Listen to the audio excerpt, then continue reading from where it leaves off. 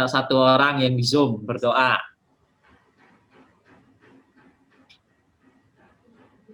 Ya,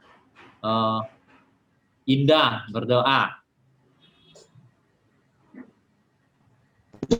Baik, teman-teman, mari kita bersatu dalam doa.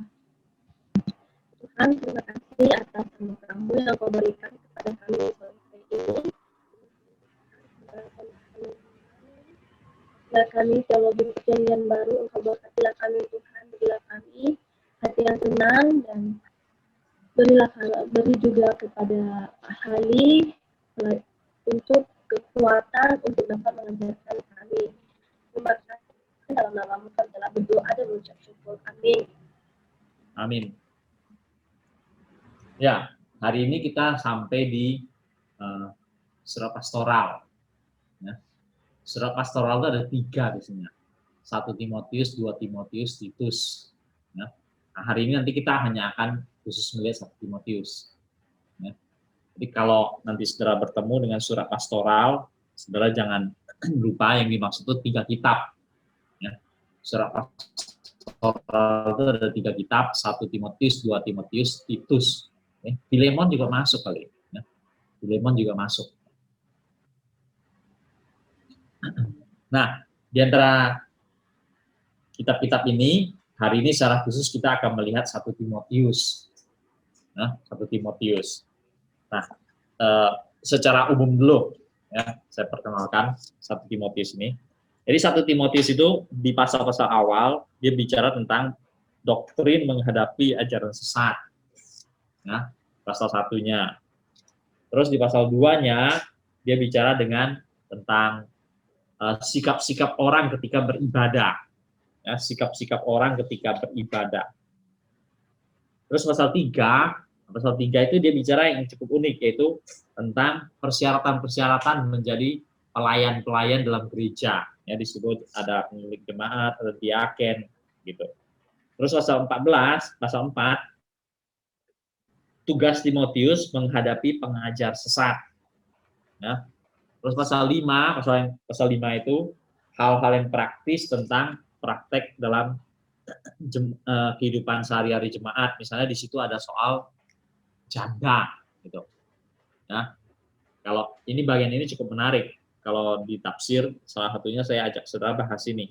Ya, di sini saya bisa diberi judul janda yang benar-benar janda. Ya, cukup menarik ini di pasal 5 itu. Ya, pasal 5 dengan 6 itu hal-hal yang praktis. Ya, hal-hal yang praktis. Pasal 5 dan pasal 6.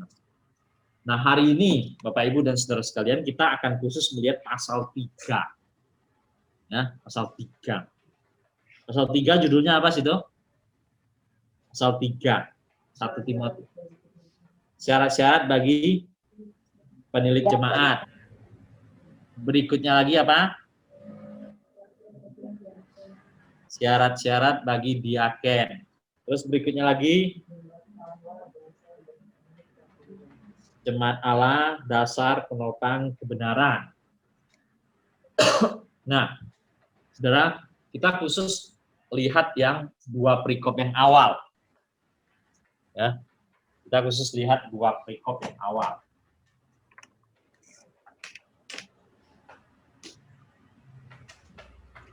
Dua perikop yang awal itu ayat 1 sampai 7, 8 sampai 13.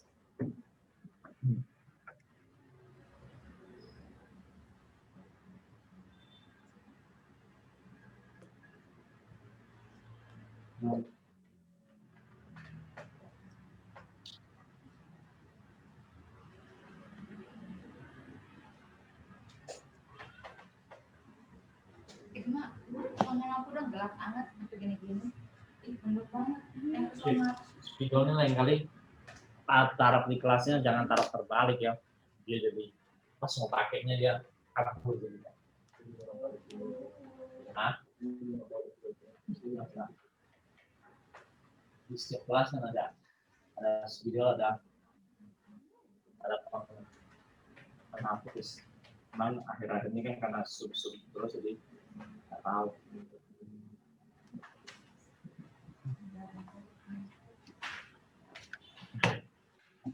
Ya, dua perikop ini kita akan lihat. Ya. Dan secara garis besar situ langsung jelas syarat-syarat. Ya. Saudara nanti boleh pakai istilah lain namanya, ya secara umum orang pakai syarat-syarat, bisa juga pakai istilah namanya kualifikasi. Kualifikasi bagi penilik jemaat, kualifikasi bagi diaken. Ya. Oke. Kita akan lihat sama-sama.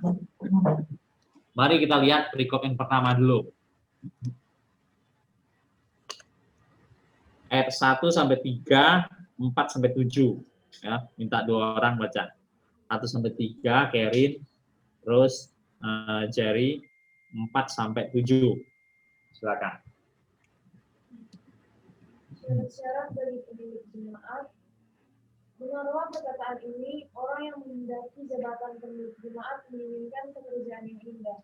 Karena itu penilik jemaat haruslah seorang yang tak bercacat, suami dari satu istri, dapat menahan diri, bijaksana, sopan, suka memberi tumpangan, wakaf, mengajar orang.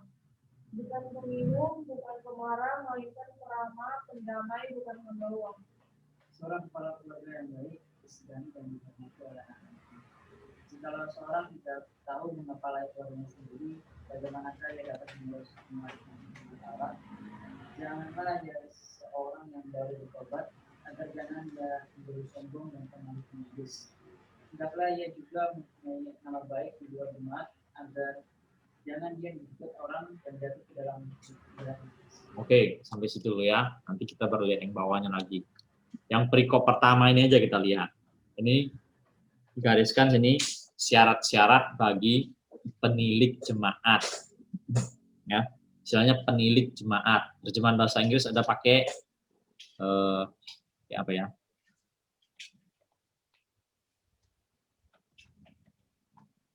Bahasa Indonesia ada lain di sini pakai penaguan. Ya, penilik jemaat. Bahasa Inggris ada pakai overseer. Ya, overseer. Terus ada lagi pakai bishop. Ya, bishop. Bishop gitu. Nah, kita pelan-pelan lihat. Kalau ayat 1 itu kan gambaran umum dulu. Benarlah perkataan ini. Jadi ini kutip ya. Orang yang menghendaki jabatan penilik jemaat menginginkan pekerjaan yang indah, atau di sini sebenarnya lebih bagus ya pelayanan yang indah. Ya. Pelayanan yang indah. Orang yang menghendaki jabatan sebagai penilik jemaat, dia menghendaki pelayanan yang indah. Nah, untuk bisa mencapai itu, ya, maka mulai ayat 2 baru dia gariskan syarat-syaratnya. Ya, mulai ayat 2. Atau dia gariskan kualifikasinya. Ya. Nah, bagaimana dia ngomong? Kita lihat satu persatu di sini. Karena itu penilik jemaat atau bishop atau overseer haruslah seorang yang tak bercacat. Ya. Ini aja ruwet gitu loh. Syarat yang ini aja. Ya, justru banyak syarat ini yang seringkali membuat orang takut. Ya. Tak bercacat. Gitu. Ya. Tak bercacat kita pikir jadi sempurna, orang sempurna gitu. Ya. Dia mestinya tidak seperti itu yang dimaksud. Terus lagi apa? Di sini bilang suami dari satu istri. Ini maksudnya apa? Suami dari satu istri. Satu istri, satu suami, gitu. Ya, artinya ini monogami. Ya. Artinya mau apa ngomong sini? Bukan poligami. Ya. Ya, bukan poligami. Jangan dia penilik jemaat, dia suami dari 3 istri misalnya gitu kan. Ya, atau suami dari 2 istri atau suami dari 5 istri, ya, atau suami dari 1 istri tambah istri-istri simpanan gitu, kan repot. Dan kadang yang di gereja ada yang begitu kan, diangkat-angkat aja kan, karena apa? Karena ya mungkin dia cukup berada, ya, cukup berada kan, ya, dia kalau berani banyak istri kan juga salah satunya mungkin kemampuan ekonominya memang ada, ya salah satunya. Walaupun ada juga orang yang nekat, ya ada juga yang nekat toh, tidak sanggup pun ya dia berani gitu, ya ada juga yang nekat gitu, ya. kalau di dalam tata pelayanan agama Muslim ini tidak berlaku poin ini, nggak berlaku ini, ya. Dia mau 3 istri, 4 istri, pusing amat, ya. Yang penting dia baik-baik di masyarakat, suka beri sedekah dan seterusnya. Sudah, orang mengakuin, begitu kan? Tapi di sini Rasul Paulus menggariskan suami dari satu istri. Jadi para pelayan-pelayan di gereja itu, atau kita mau katakan kemajelisan lah begitu, ya, digariskan di sini. Tak bercacat, suami dari satu istri. Nah zaman sekarang kan juga ada perempuan, atau zaman itu mungkin juga ada perempuan tapi sedikit. Kalau perempuan gimana? Suami dari satu istri ini menjadi istri dari satu suami, gitu kan? Ya, jadi begitu. Istri dari satu suami. Ya, monogami, balik begitu. Karena dia sebenarnya mau berhadapan dengan poligami. Terus lagi, kita lihat lagi, ya, yang berikut-berikut. Dapat menahan diri. Dapat menahan diri ini maksudnya apa kira-kira? Dapat menahan diri. Hah? Penguasaan diri. Ya, penguasaan diri macam-macam lah, banyak lah. Ya, self control atau yang di dalam apa itu? Di dalam gua roh itu jadi penguasaan diri gitu. Ya, dapat menahan diri. Banyak hal. Bijaksana. Bijaksananya apa? Kalau bijaksana ini biasa bicara apa? Bijaksana itu bisa bicara tentang hidup dia sendiri, ya, bijak begitu, berhikmat, atau di sini juga sebenarnya bisa bicara tentang bagaimana dia ambil keputusan. Ya, bisa bicara tentang hidupnya dia sendiri, yaitu bijaksana, atau ketika dia harus menyelesaikan masalah, mengambil keputusan, ya, bijaksana, gitu. Sopan, ya, nah, sopan ini ya tata krama dan lain-lain lah, ya. Suka memberi tumpangan, ini maksudnya apa? Hah? Suka memberi tumpangan ini maksudnya apa? Murah hati. Apa? Murah hati. Maksudnya apa? Suka memberi tumpangannya apa? Apakah misalnya dia dia majelis seorang perempuan, majelis seorang laki-laki, terus setiap hari hari Rebo, hari Jumat, hari Minggu pergi gereja, bawa motor, bonceng satu jemaat. Hah? Ya, memberi tumpangan maksudnya apa? Tumpangan tangan. Apakah gitu yang dimaksud? Ya, ya.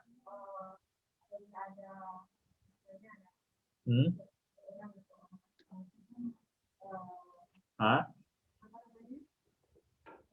Misalkan nih, saya mau belajar di sini, ya. saya nggak ada sebenarnya, ya. memberikan tempat untuk saya. Oke. Ya. Hah? Apa? Ya. Ya. Aha. Ya. Pas gitu, ya, atau pas kenal, yang gitu. Ya.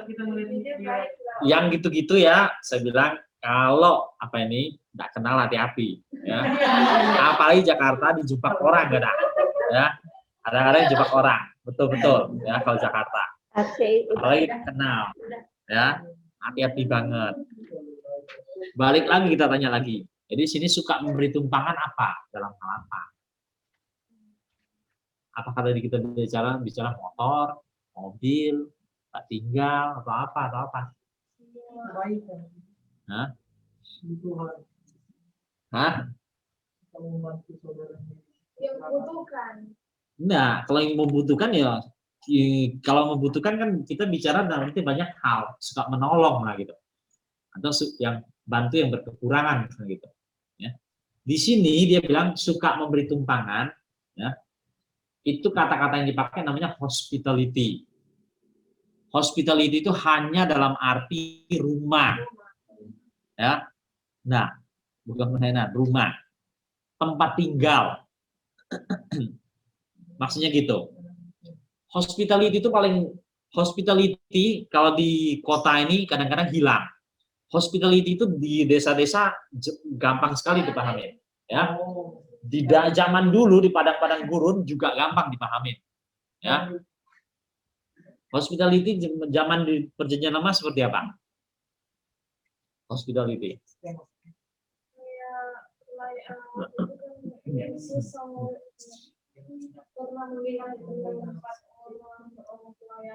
Yang Perjanjian Baru seperti itu. Ya, Yesus pernah menginap 5 orang. Bahkan bukannya dia sendiri, beberapa orang gitu. Perjanjian Lama. Perjanjian Lama itu ada model seperti Abraham. Ya, lihat nih ada orang asing di mana. Ayo sediain tempat. Terus Lot juga. Ini ada orang asing nih dia sediain tempat. Ternyata malaikat. Ya.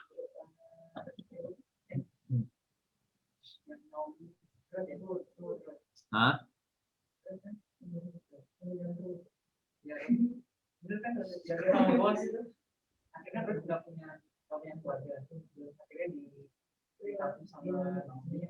Nah, itu enggak. Nah, itu sama sekali enggak. Ya. Itu adalah itu sebenarnya masukan atau petunjuk-petunjuk dari Naomi kepada Ruth, dan tujuannya itu adalah PDKT. Ya. Itu kejadian itu baca baik-baik pasal 1, 2, 3, 4 itu tujuannya itu adalah PDKT. Ya, ingat-ingat. Sama sekali enggak. Yang paling jelas itu Abraham. Ya, itu istilah modernnya PDKT kalau saya baca itu. Maksudnya baca baik-baik itu. Ya, cuman cara PDKT model dulu. Ya. Nah, yang model ini suka memberi tumpangan, di sini terjemahnya hospitality kalau kita bandingkan bahasa Inggris.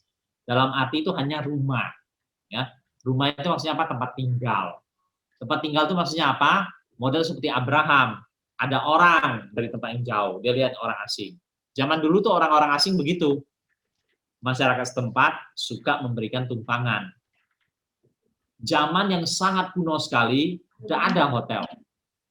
Ya, zamannya Tuhan Yesus ada sih sedikit gitu loh, penginapan ada sedikit, ya, tapi belum banyak. Zaman kita sekarang ini banyak, apalagi kota-kota besar. Ya, zaman yang dulu enggak gitu. Makanya hospitality itu menjadi salah satu yang berharga. Ya, sebenarnya sampai zaman sekarang juga kurang lebih masih seperti itu, walaupun zaman sekarang itu menjadi tergantikan oleh penginapan, wisma, hotel, lodgement, apapun gitu. Ya, menjadi begitu. Jadi di sini, saudara jangan pikir yang macam-macam, jangan pikir yang meluas. Di sini dia hanya bicara tentang memberikan tumpangan, ya tumpangan gitu loh. Jadi tumpangan itu maksudnya rumah, bahkan saudara juga bisa persempit lagi, bukan rumah di sini maksud. Yang masuk itu kamar. Ya, maksudnya itu numpang beberapa hari. Ya, numpang beberapa hari. Atau numpang bahkan semingguan misalnya, seperti zaman Rasul Paulus itu. Dia pergi kemana? Tidak ada tempat tinggal di sana kan? Jadi dia diterima oleh orang sana, diberikan tumpangan 2-3 hari atau bahkan seminggu atau bukan bahkan cuma sehari. Seperti itu prinsipnya. Ya.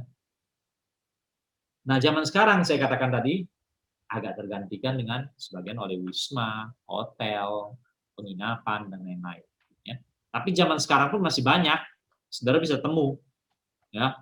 Zaman sekarang pun ketika pelayanan, ya, berbagai tempat saya pergi, tidak akan selalu disediakan hotel, tidak akan selalu disediakan hotel. Kadang-kadang gereja ada pastori, ya bersyukur, ya tinggal dalam gereja kan, lebih tidak pusing kita. Misalnya Jumat sampai situ, Sabtu pelayanan, Minggu juga pelayanan, Minggu malam baru pulang gitu. Berarti kan nginepnya 2 malam. Tinggal di gereja enak. Enaknya apa? Ya tidak pusing kita nanti jam 6 acara situ, kita sini jam 5, ayo cepat-cepat ke sana. Kalau jalan kita jauh lagi dan sebagainya. Ya. Kalau dalam gereja ya memang sudah acara di situ. Nah, ada lagi model gereja dia tidak punya pastorinya tidak cukup misalnya, atau di gereja terbatas ruangannya. Mungkin dia cari majelis atau aktivis yang punya rumah dan rumahnya punya kamar lebih, numpang di sana. Nah, itu yang namanya suka memberi tumpangan. Sebagian orang nggak suka rumahnya ditumpangin. Jangan salah loh ya, memang kenyataannya begitu dunia ini. Sebagian orang nggak suka. Kalau ditanyain begitu di kalangan jemaat, dia bilang, "Dah, saya keluar aja uang. Saya pesanin hotel di sana. Nginap aja di hotel di sana." Ada yang begitu, ya. Tapi heran, di sini menjadi salah satu syarat. Nah, di situ sebenarnya melihat cara berpikir dan sikap seorang. Ya, cara berpikir dan sikap seorang. Hal-hal beginian, ya. Terus selain tadi kan gereja, terus ada rumah jemaat, rumah majelis dan lain-lain. Ya kadang-kadang yang lain lagi ya model penginapan, ya entah hotel atau cuma wisma dan lain-lain. Waktu saya masih kuliah, waktu Bandung selesai saya pelayanan di gereja, setelah itu lanjut ke Malang. Waktu di Malang itu saya pernah seminggu sekali bantu ngajar, ada sebuah STT kecil di Surabaya. Ya. Itu hari Senin sore kuliahnya. Senin sore sampai Senin malam, 2 mata kuliah, 2 SKS, 4 gitu. Jadi Senin siang, tengah hari selesai makan saya berangkat naik bis dari Malang ke Surabaya, kira-kira waktu itu belum ada lumpur porong, jadi lancar, 2 jam kira-kira sampai Surabaya, sampai terminalnya namanya Terminal Beratang, terus tinggal jalan kaki dikit sampai ke sekolahannya. Ya, sekolahnya itu dekat STTS, Sekolah Tinggi Teknologi Surabaya, ya, dekat daerah situ. Ada satu sekolahan. Nah, sekolahan itu dipinjam oleh satu STT. Ya. Kan sekolah, namanya sekolah cuma pagi sampai siang atau bahkan pagi sampai sore. Sore sampai malam kan tidak dipakai. Pakai salah satu kelas untuk kuliah. Ya. Nah, kuliah selesai itu kan sudah malam, udah jam 9. Untuk pulang ke Malangnya besok pagi saya baru pulang. Hari Selasa pagi jam 8 ada kuliah. Jadi caranya adalah biasanya Senin malam itu ikut salah satu mahasiswanya pulang ke rumahnya. Tidur di rumahnya. Ya.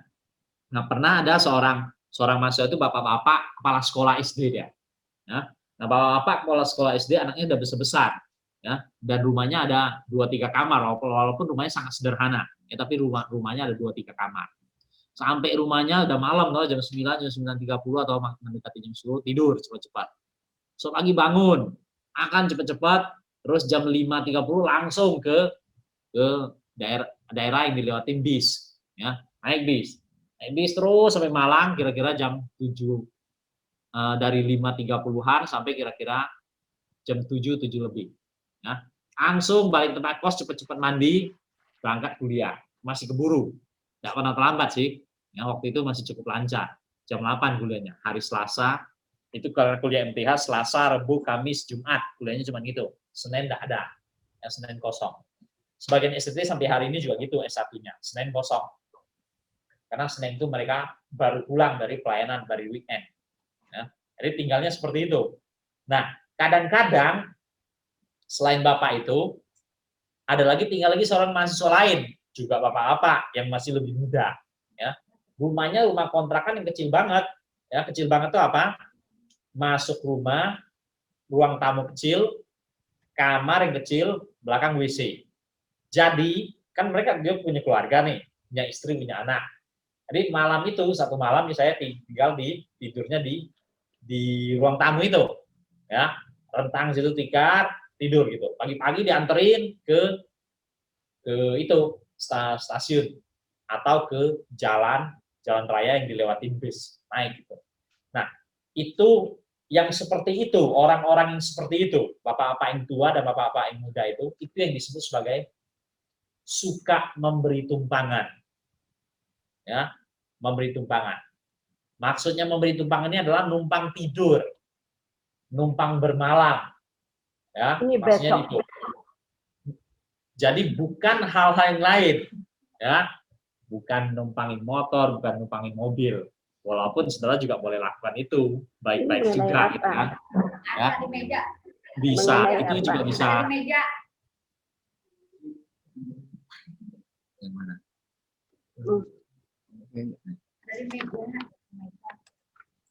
Dari meja. Ya. Ya. Oke. Ya. Jadi itu yang dibilang suka memberi tumpangan. Ya, yang dimaksud Alkitab di sini dan terjemahannya itu kalau dalam versi yang bahasa Inggris menjadi hospitality. Nah, zaman sekarang saudara mau kembangkan lagi model-model yang lain boleh, motor, mobil dan lain gitu boleh aja, ya. Tapi yang minimal yang terpenting sebenarnya adalah soal menginap, bermalam, ya. Menginap dan bermalam itu sebenarnya di situ bukan hanya soal tidur-tidur doang. Kadang-kadang itu termasuk juga apa? Termasuk makan dan minum. Ya, jangan lupa itu. Termasuk makan dan minum. Kalau hotel sudah kita tidak pusing dong, hotel gitu. Ada breakfast gitu. Urus sendiri jadi kan. Memang sudah dibayar. Sudah termasuk uang sewa hotel kan, seringkali gitu.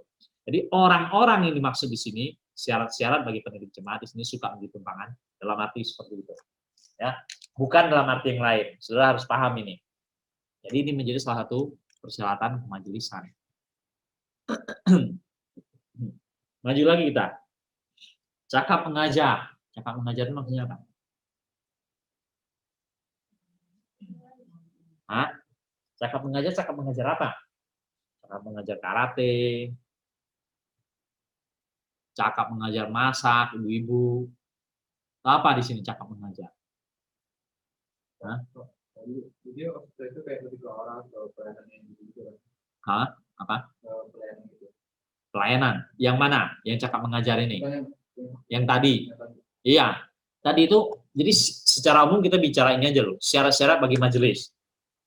Bijaksana, sopan, gitu loh. Ya. Suka memberi tumpangan. Terus maju lagi sekarang. Cakap mengajar. Terus yang suka memberi tumpangan itu kan udah sepaket dengan pelayanan dikasih makan. Iya. Ya, ya. Bila diperlukan memang masuk di situ, ya masuk di situ. Tapi dalam kenyataannya kalau praktek zaman sekarang kadang-kadang ya enggak juga. Kita hanya dinumpangin tidur di rumah orang tertentu kan. Terus nanti gereja macam-macam, gereja atur nanti. Nanti malam dia bilang, ya kadang-kadang gereja ngomong gini. Itu Bapak nanti nginep di situ rumah si Anu kan. Nanti ya Pak ya kita baktian jam 8 misalnya gitu atau jam 7.30.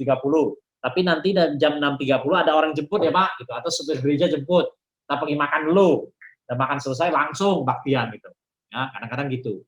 Kadang-kadang memang tuan rumah yang sudah menerima kita itu yang menyediakan makan. Ya, jadi macam-macam ini. Prinsipnya hospitality itu terutama adalah kamar, nginep, bermalam. Ya, itu yang paling kebutuhan yang paling dasar. Kadang-kadang juga termasuk makan minum. Maju kita, cakap mengajar. Cakap mengajar apa maksudnya?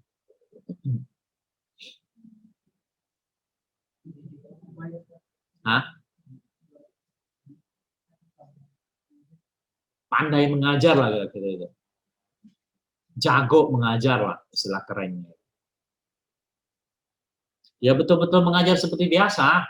Di dalam gereja itu misalnya mengajar dia khotbah kah, ataukah di acara persekutuan kah gitu ya, atau dia misalnya zaman sekarang ada lagi ngajar doktrin kah gitu untuk katekisasi, atau ngajar bimbingan pranikah kah dan lain-lain, hal-hal begitu yang maksud ya. Jadi yang di sini ada yang maksud betul-betul begitu, khotbah baik baktian umum maupun yang kecil-kecil, rumah tangga ya, kedukaan dan lain-lain gitu.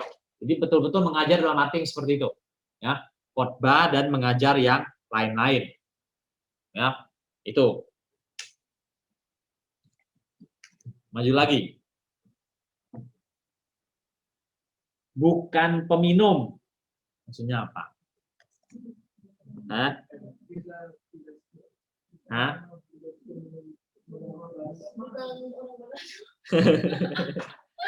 Tapi bukan gitu itu lah. Ya. Kebanyakan ya. Ya. Ayo, apa nih maksudnya kalau minum? Minum anggur waktu itu. Nggak minum terlalu banyak air. Hah? Itu nggak tua. Anggur itu ya dalam arti tertentu sejenis tua ya.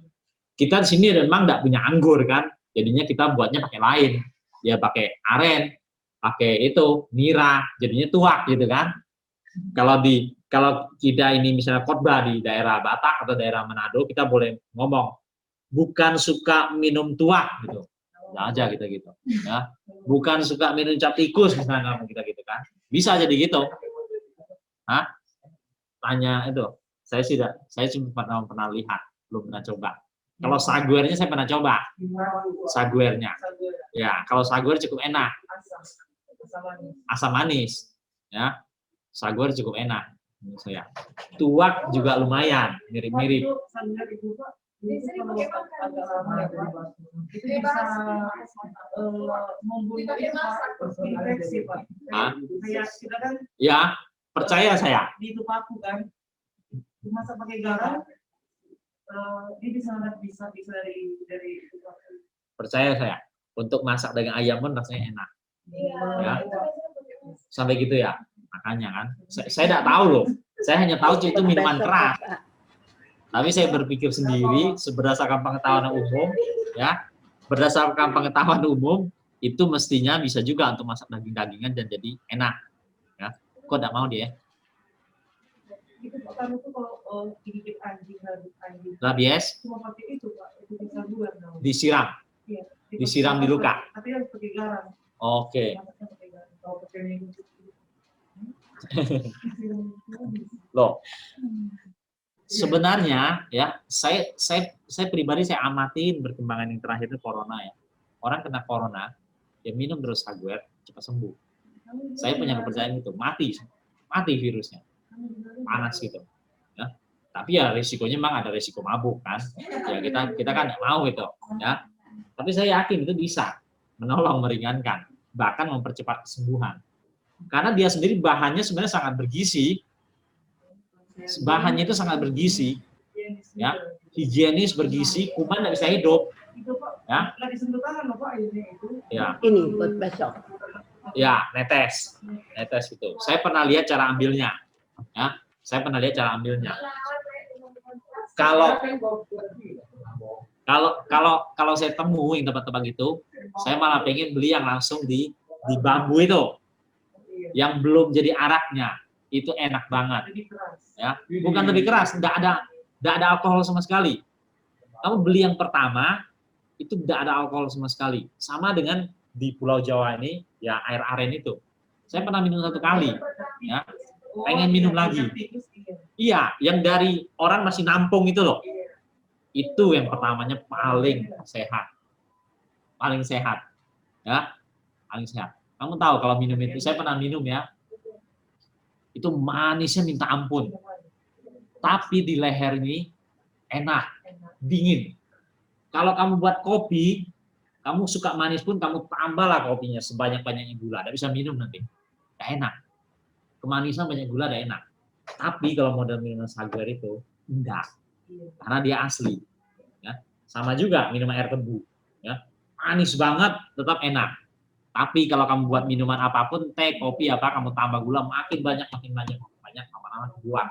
Kayak gitu nggak enak, ya. Leher nggak enak. Itu buah tenggorokan.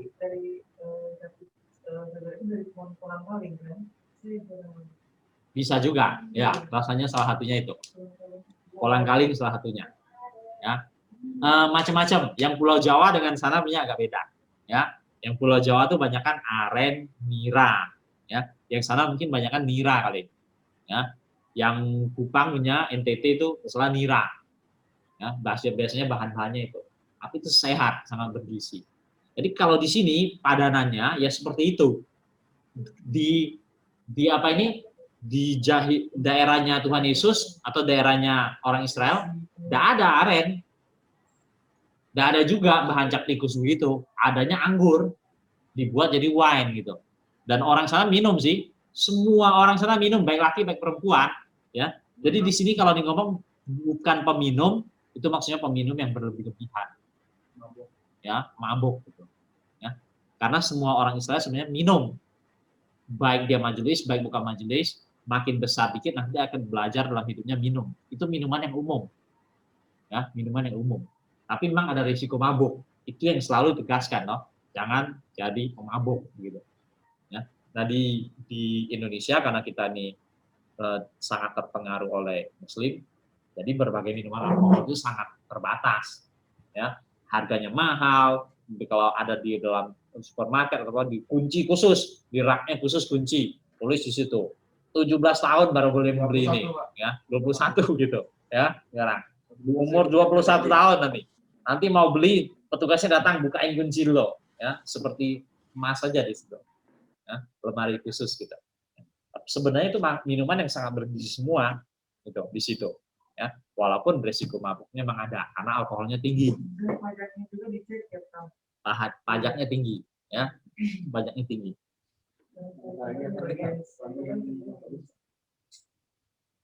Jadi sebenarnya minuman begitu, ya, dia lebih bergizi dibanding saudara minum Sprite, Coca-Cola, Pepsi, gitu.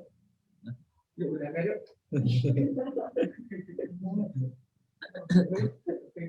Boleh minum tapi jangan. Di China harga bir lebih murah dari Coca-Cola dan Sprite, ya. Harga bir biasa, seperti bir bintang gitu loh. Ya. Bir itu aja cukup sehat, murah, ya. Karena bir itu terbuat biasanya dari beras atau dari apa namanya itu gandum, ya, antara dua itu biasanya. Ya.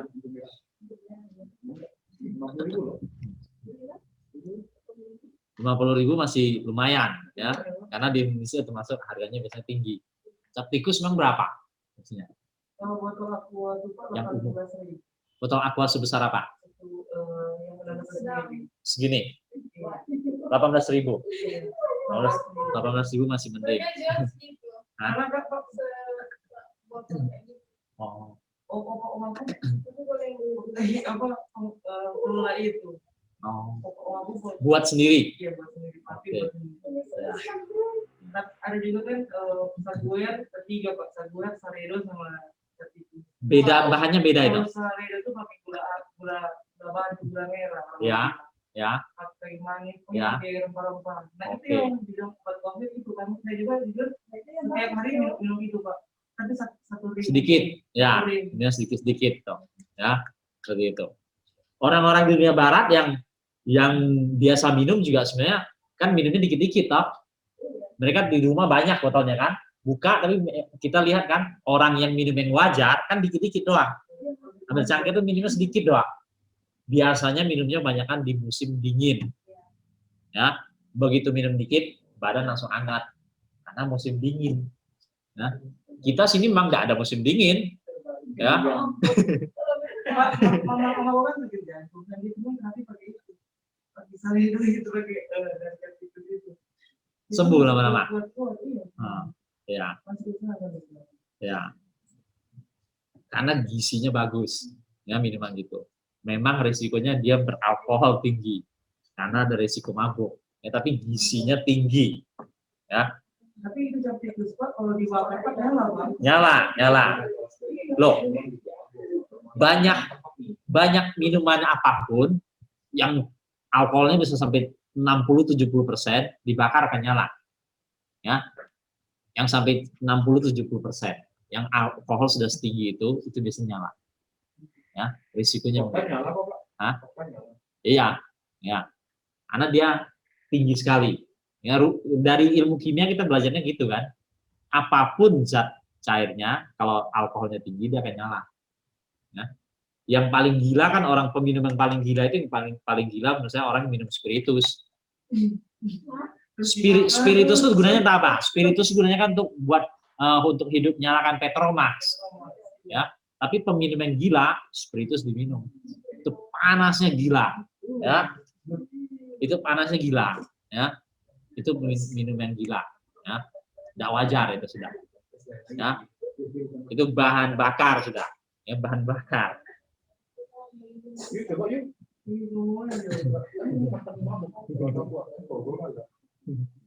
Satu kali kalau saya punya kesempatan pergi yang daerah-daerah gitu, Sumatera Utara, Sulawesi Utara, saya mau cari yang aslinya, ya. Sebelum dia jadi, sebelum jadinya, ya, itu yang enak banget. Itu yang sehat banget, ya. Yang sebelum jadi alkohol. Jadi alkoholnya masih nol itu, masih asli, ya. Belum berubah menjadi alkohol. Ya. Minuman-minuman itu seumur hidup saya baru 1 kali temu. Di Jawa Tengah, satu desa yang terpencil di pinggir pantai. Saya lagi main-main ke sana, waktu itu hadirin orang nikah, office boy nikah di Bandung, kita pergi 2 orang, nginep 2-3 malam di situ di rumah pengantinnya, ya, lumayan besar, banyak kamar desa kan. Terus 2-3 hari terus pergi main ke pantai sana, waktu main ke pantai lihat, ada orang lagi banyak pohon. Dan ini jangan-jangan nih, maksud mungkin air gula merah, coba tanya dengan dia. Boleh beli dah Pak? Boleh, dia bilang. Oke, beli gitu. Pakai bambu itu, di mulutnya bambu itu semut gede-gede. Ya. Karena manisnya minta ampun. Ya, semuanya dibuang, minum, enak banget. Belum pernah saya dapat minuman seenak itu. Seperti air kulkas dan manisnya minta ampun, di leher enak. Seperti air kulkas, dingin banget. Dingin banget, tapi kalau air kulkas kita minum nggak tahan kita. Kalau dingin kan nggak tahan kan, kena gigi atau kena. Tapi kalau itu yang asli itu segar. Ya, dia karena asli. Dinginnya bukan karena kulkas. Ya, dinginnya bukan karena kulkas. Manisnya juga bukan karena gula pasir. Ya, makanya sehat. Ya, makanya enak. Jadi bukan peminum di sini bukan berarti mereka tidak minum. Semua orang Israel, laki perempuan, mereka minum wine. Ya. Jadi di sini maksudnya adalah bukan pemabuk, bukan pemarah, melainkan peramah. Maksudnya apa nih? Dia suka marah tapi ramah, ya kira-kira gitu. Tidak gampang marah, ya. Bukan berarti juga tidak boleh marah, ya. Bukan berarti gitu juga. Tuhan Yesus dalam arti tertentu dia malah ada pengajaran Tuhan Yesus malah mengajarkan dalam arti tertentu kita harus marah terhadap hal-hal tertentu. Tuhan kadang-kadang suka marah juga kan? Dalam PL kan juga begitu. Ya. Kepada apa yang harus marah, kepada apa tidak harus marah. Ya. Ada yang keterlaluan, tidak marah, justru salah. Ya, justru salah. Ya. Beberapa tokoh dalam PL, pemimpin, mereka sudah dipilih Tuhan, diangkat oleh Tuhan, terhadap kejahatan bangsa Israel, seharusnya mereka marah, mereka mentolerir, justru mereka yang dimarahin Tuhan. Nah, justru mereka yang dimarahin Tuhan. Harusnya mereka kan marah. Marah untuk apa? Dalam arti tertentu menjadi seperti mewakili Tuhan. Menyatakan sesuatu yang benar. Ini salah nih, sudah parah, sudah keterlaluan, tidak bisa seperti ini, marah. Dalam arti seperti itu. Ya. Tapi bukan sembarang, dikit-dikit masalah apa, dikit-dikit semuanya marah gitu, bukan gitu, ya. Itu jadinya suka marah jadinya. Pendamai bukan hamba uang. Pendamai bukan hamba uang, maksudnya apa?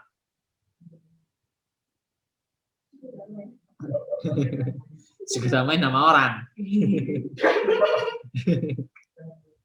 Ya.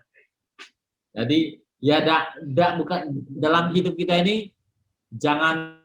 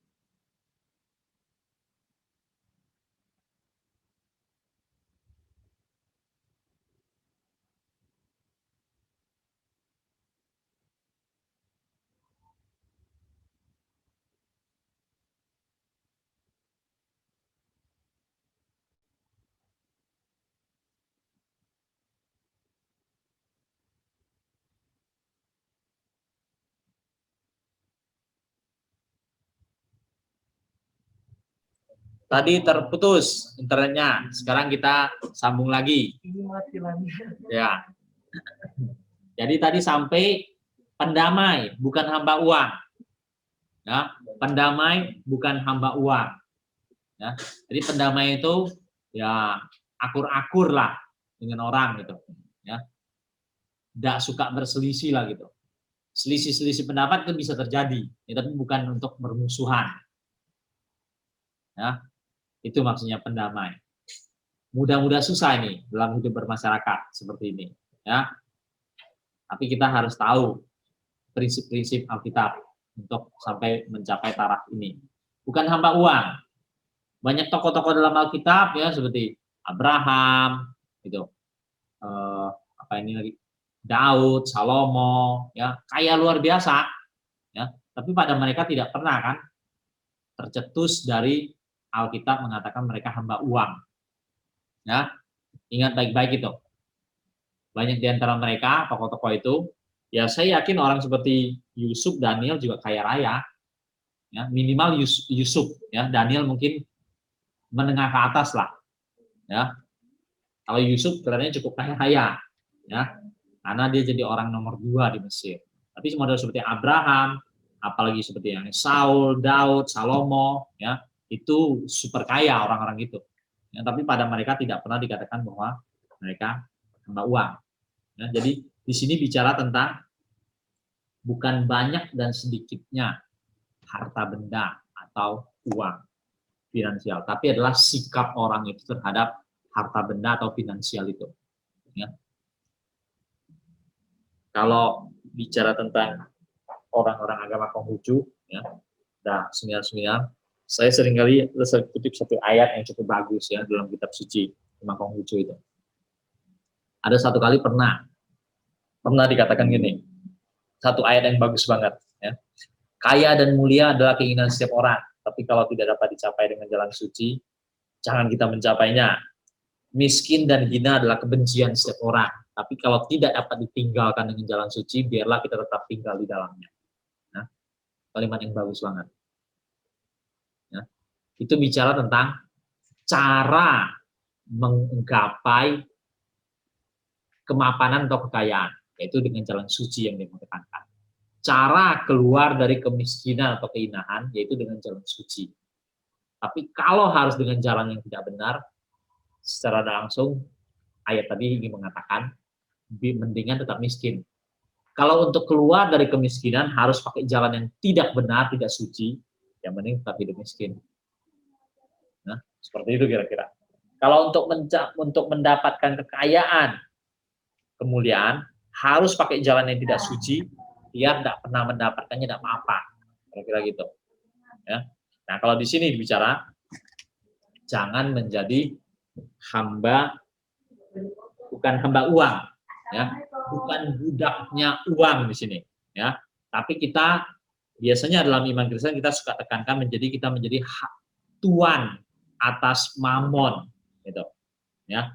Tuan atas uang, tuan atas mamon, bukan menjadi hamba mamon atau hamba uang. Ayat 4, seorang kepala keluarga yang baik disegani dan dihormati anak-anaknya. Maksudnya apa ini? Seorang kepala keluarga yang baik disegani dan dihormati oleh anak-anaknya. Maksudnya apa? Ya, di sini dia bicara tentang ayah, kira-kira gitu kan.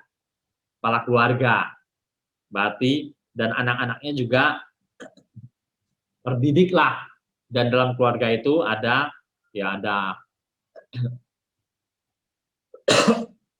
kehidupan bersama yang benar, saling menghargai, saling menghormati, kasih sayang dan seterusnya. Kalau kita bicara sini kan majelisan tadi ada juga perempuan. Kalau bicara perempuan di sini gimana jadi?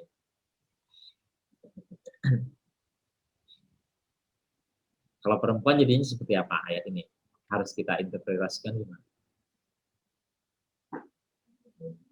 Seorang ibu yang baik, terus ya dihormati oleh anak-anaknya, ya.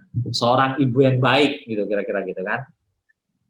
Kalau di sini kan seorang kepala keluarga yang baik, ya. Atau di sini mau bicara seorang suami yang baik, tapi dia pakai istilah kepala keluarga. Diseganin, dihormati oleh anak-anaknya, ya. Jadi di sini dia tidak pakai kata ditakutin, ya. Bukan kata ditakutin di sini. Ya, diseganin dan dihormati oleh anak-anaknya. Ayat 5 kita lihat. Jikalau seorang tidak tahu mengepalai keluarganya sendiri, bagaimana ia dapat mengurus jemaat Allah? Maksudnya apa? Maksudnya apa? Dia juga tidak akan bisa, dia harus bisa lebih dulu mengurus keluarga dengan baik, terus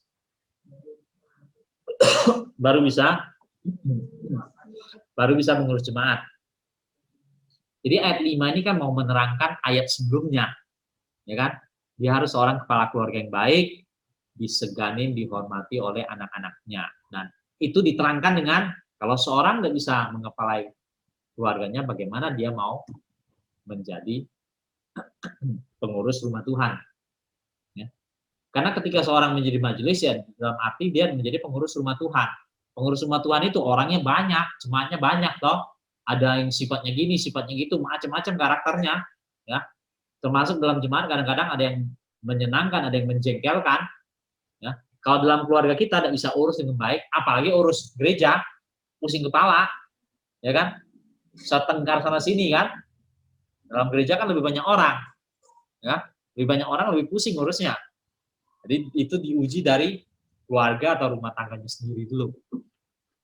Karena menjadi seorang penilik jemaat atau menjadi majelis, dia menjadi pengurus jemaat Allah. Kalau dalam keluarganya dia mengurus keluarganya sendiri. Ya, nah ini jadi padanannya. Maju lagi. Janganlah ia seorang yang baru bertobat agar jangan ia menjadi sombong dan kena hukuman iblis. Maksudnya apa? Ayo. Janganlah ia seorang yang baru bertobat agar jangan ia menjadi sombong dan kena hukuman iblis. Maksudnya apa?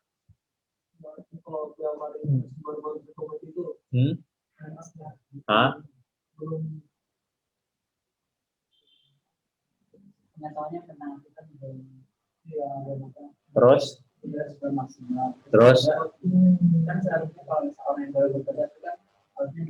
masih banyak tantangannya. Ya.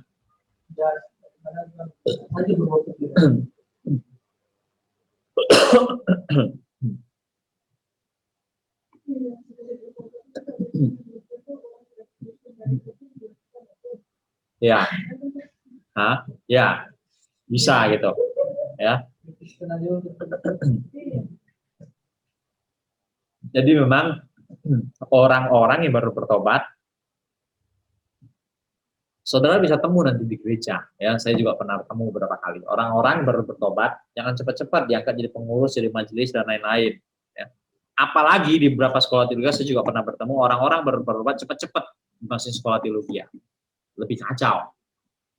Ya. Jadi pengurus saja itu sudah berat gitu loh. Ya. Jadi pengurus jadi majelis itu pun sudah berat, apalagi masukin sekolah teologi. Saya pernah temu yang begitu-begitu, baik yang di gereja maupun yang sekolah teologi. Kacau nantinya. Ya. Kasihan juga dia dirinya sendiri juga, kasihan orang lain juga, kasihan dirinya sendiri. Ya. Macam-macam nanti muncul. Ya. Betul-betul nanti macam-macam muncul. Ya. Hati-hati banget. Ya. Hati-hati banget nanti saudara kalau kita pelayanan di gereja, ketika menjadi pengurus, jadi majelis ataupun apapun yang sejenis itu. Termasuk rekomendasikan orang untuk pergi ke sekolah Alkitab atau sekolah teologi. Ya. Yang begini-begini tolong diperhatikan. Ya, yang begini-begini. Karena ini standar-standar yang penting. Kalau dikatakan kalau dia seorang yang baru bertobat, dia bisa menjadi sombong dan kena hukuman iblis. Ya. Sombong dan kena hukuman iblis, itu gandeng di situ. Dia kaitannya erat. Ya. Jadi sangat harus perhatikan baik-baik bagian ini. Ayat 7, kita maju lagi. Perikop ini terakhir di ayat 7. Hendaklah ia juga mempunyai nama baik di luar jemaat, agar jangan ia digugat orang dan jatuh ke dalam jerat iblis. Muncul lagi di sini. Apa nih? Hendaklah dia harus mempunyai nama baik di luar jemaat. Maksudnya apa?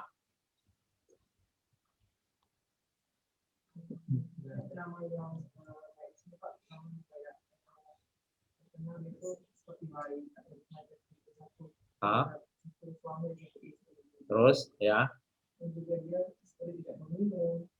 lebih ke menjadi gereja atau Ya, terus penjelasannya apa yang ayat 7 nih? di gereja maupun di luar itu sama gitu. Di gereja maupun di luar sama. Ya. Jadi Kalau di gereja baik di luar jahat. di luar jahat, Di luar tuh ngomong di gereja. cuma gereja gitu. Ya, kira-kira gitu. Jadi mengujinya itu tidak hanya di keluarga sendiri. Mengujinya tidak hanya di dalam gereja atau jemaat. Bahkan menguji ini sampai keluar. Ya. Dengan melihat apa sampai keluar itu? Dengan melihat ya dia bergaul dengan orang-orang lain, orang-orang yang tidak percaya. Ya.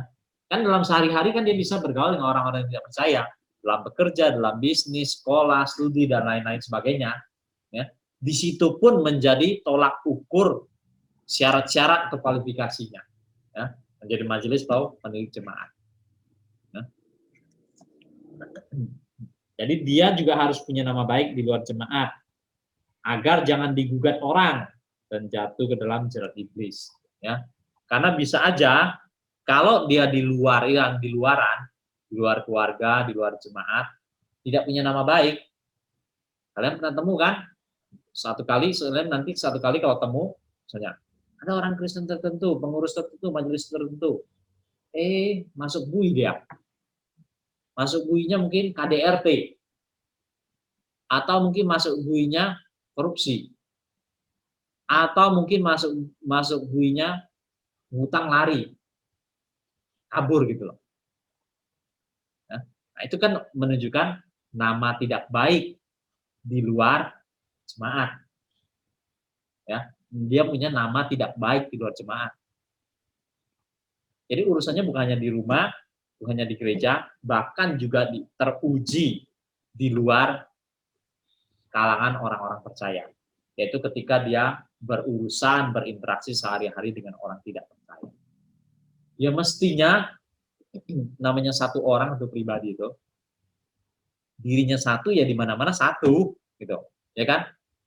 Di dalam rumah ya dia ya itu, di dalam gereja ya itu, di masyarakat ya juga begitu, ya. Jangan dia menjadi orang yang mendua hati atau menjadi orang yang apa? Orang sebut bermuka dua, atau menjadi orang yang seperti munafik, bertopeng, main sandiwara, macam-macam begitu. Yang begitu-begitu kan? Ya dirinya satu. Nah, ini syarat-syarat begini, saudara. Ya, ini yang penting. Ya, perhatikan baik-baik ketika dari pengurus, majelis dan lain-lain. Termasuk mau kirim orang ke sekolah kitab, sekolah teologi. Ya, sampai sini dulu perikop yang pertama. Ada yang mau didiskusikan? Silakan. Kalau ada kita segera masuk perikop kedua. Silakan. Yang di Zoom, yang di kelas. Perikop pertama ada yang mau didiskusikan? Oke, kalau tidak ada kita maju perikop kedua. Perikop kedua juga minta 2 orang baca. Ya. Sently namamu kalau biasa orang panggil apa? Hah? Sently. Tulisannya Sently bukan? S-A-I-N-T-L-Y. Ya. Itu mestinya mungkin dari bahasa Inggris Sently. Ya. Sently baca yang 8 sampai 10, terus Yuni 11 sampai 13. Silakan. Agak keras ya biar yang Zoom juga dengar. 8 sampai 10. Demikian juga biarkan orang terhormat yang bertambah muda, cuma penggemar anggur dan masyarakat, melainkan orang yang daerah kasih iman dan mati banyak. Kita juga harus lebih jauh-jauh, oleh ada bayangan. Kita ternyata mereka pasti saja. Oke, lanjut Yuni. Demikian pula istri-istri hendaklah orang berhormat, jangan memfitnah, hendaklah dapat menahan diri dan dapat dipercayai dalam segala hal. Diaken haruslah suami dari satu istri dan mengurus anak-anaknya dan keluarganya dengan baik. Karena mereka yang melayani dengan baik beroleh kedudukan yang baik, sehingga dalam iman kepada Kristus Yesus mereka dapat bersaksi dengan leluasa. Oke, sampai situ. Sekarang kita maju pasal 1 Timotius 3, 8 sampai 13 ya. Syarat-syarat bagi diaken atau kualifikasi bagi diaken ya. Bagaimana di sini dikatakan? Kita lihat lagi pelan-pelan ya. Demikian juga diaken-diaken haruslah orang terhormat. Terhormat berarti ya diakui orang ya, macam-macam dalam gereja, dalam keluarga, dalam masyarakat. Jangan bercabang lidah.